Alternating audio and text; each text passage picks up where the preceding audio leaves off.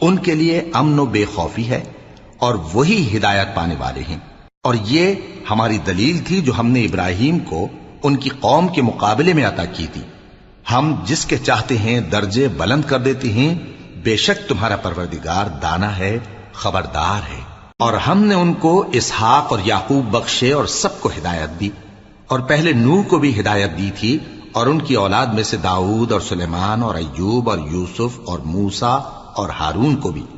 اور ہم نیک لوگوں کو ایسا ہی بدلہ دیا کرتے ہیں۔ اور زکریا اور یحییٰ اور عیسیٰ اور الیاس کو بھی، یہ سب نیکوکار تھے،